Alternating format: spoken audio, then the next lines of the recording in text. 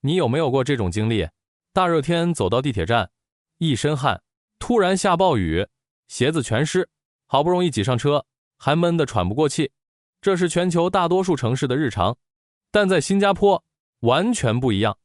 你从家出来，沿着有顶棚的连廊走5分钟到地铁站，不淋雨，不暴晒，车刚好到站，车厢干净凉爽，坐20分钟，下车，沿着另一条连廊走几分钟，直接进公司大楼，一滴汗一滴雨都没有。根据奥伟咨询和加州大学伯克利分校联合发布的报告，新加坡公共交通紫指数全球第一，领先东京、首尔、香港。一个赤道上的热带岛国，常年暴雨暴晒，是怎么做到的？今天我把新加坡公共交通为什么这么厉害，一点一点分析给大家看。先说说全球其他地方是什么样。纽约地铁100多年历史，老鼠比乘客还多，铁轨上积水能养鱼，晚点家常便饭。伦敦地铁世界最古老，但信号系统老化的一塌糊涂，罢工还特别频繁，准点率只有 89.5%。东京地铁准点确实准点，但线路复杂到本地人都经常坐错，票价还贵，高峰期挤人的程度全世界出了名的。巴黎地铁站倒是密，但脏乱差，小偷多，坐一趟车得提心吊胆。香港地铁不错，但早高峰金钟站、中环站你挤过就知道，人贴人，站40分钟，腿都麻了。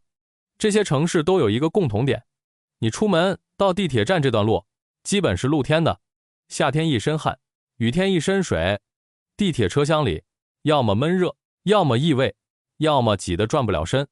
下了地铁你还得再走一段路才能到公司，又是一身汗。新加坡是怎么把这些痛点一个一个解决掉的？先说第一点，全覆盖的风雨连廊，这是新加坡公共交通最容易被忽略，但也最见功力的设计。新加坡属于热带雨林气候，常年多雨，日照强烈。如果你要从家走到地铁站，再从地铁站走到办公室，中间任何一段暴露在室外，都会让你狼狈不堪。但新加坡绝大多数地铁站出入口不直接裸露在室外，而是通过封闭式风雨连廊，直接连通购物中心、居民组屋、公交枢纽。乘客进站、出站、换乘，全程基本都在室内或遮蔽通道内完成，晴天不暴晒，雨天不用打伞。巴士站的设计也同样考虑了遮阳避雨。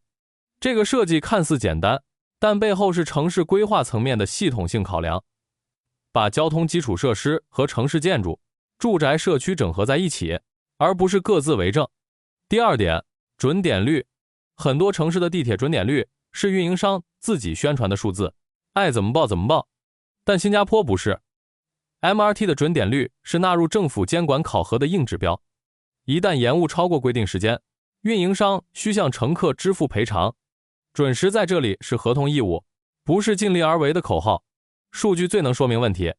根据陆路交通管理局的数据，2026年4月，全网列车准点率达到了 99.48%， 这意味着每100趟列车里只有不到1趟会晚点。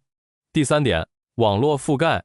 新加坡第一条地铁线路于1987年开通，到今天已经运营6条地铁线路，轨道全长超过240公里，日均客运量超过300万人次。但真正厉害的不是现在的数字，是规划。新加坡的目标是打造一个45分钟城市，高峰时段 90% 的出行可以在45分钟内完成。到2030年代初，地铁网络将扩展到360公里，80% 的家庭步行10分钟内就能到地铁站。第四点，无人驾驶。2003年，新加坡东北线开通，这是全世界第一条全自动无人驾驶的大运量地铁线路。列车由500部计算机管理，全程自动完成发车、行驶、调速、精准停靠。当很多城市还在讨论无人驾驶靠不靠谱的时候，新加坡已经跑了20年。到今天，东北线、环线、滨海市区线、汤申、东海岸线全部达到最高等级全自动无人驾驶标准。第五点，无障碍。新加坡全部地铁站和巴士转换站均已实现无障碍覆盖。地铁与站台之间使用橡胶填缝剂，轮椅和婴儿车可以直接通过，不会卡轮。车厢内设有婴儿车固定装置，部分站点安装听力增强系统，检票口为行动不便人士留有专用通道。巴士方面， 98% 的巴士站已经实现无障碍覆盖。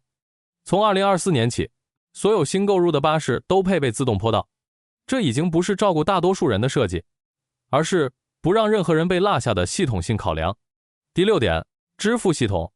2019年，新加坡推出了 SimplyGo 系统，乘客直接使用信用卡、借记卡，甚至 Apple Pay 和 Google Pay， 在地铁闸机和巴士上轻轻一触就能完成支付，不需要充值，不需要排队买票，不需要专门办卡。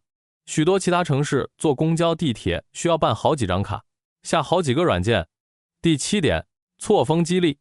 面对高峰拥堵，很多城市的做法是涨价、限流。新加坡的做法是主动避风有奖励，在选定的地铁站，早于早上7点15分或在8点45分到9点45分之间刷卡进站的乘客，可以获得最高相当于车费 80% 的积分奖励，用来抵扣车费。人的行为可以被合理激励引导，而不是单靠惩罚。说到底，新加坡交通之所以能长期赢，不是因为它没有代价，而是因为它愿意把代价提前承担。风雨连廊不是天上掉下来的，是政府在做城市规划的时候，就把交通和住宅、商业用地绑在一起规划，把每一寸土地都算进去了。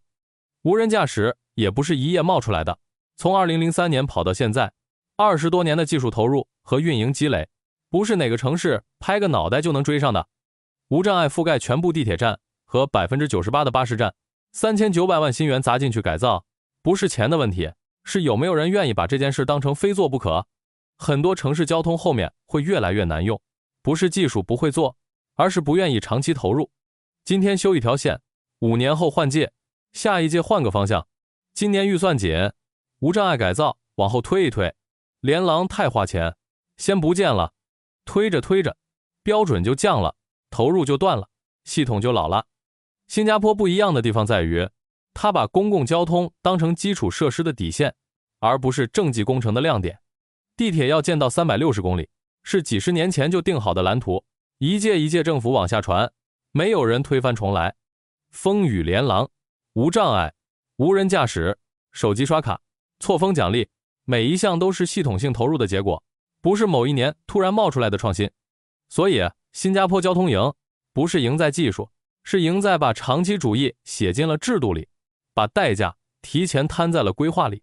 从1987年第一条线路开通到现在将近40年，新加坡政府换了一届又一届，但地铁一直在建，一直在扩，一直在升级，从来没有因为换届就把项目停了，把标准降了。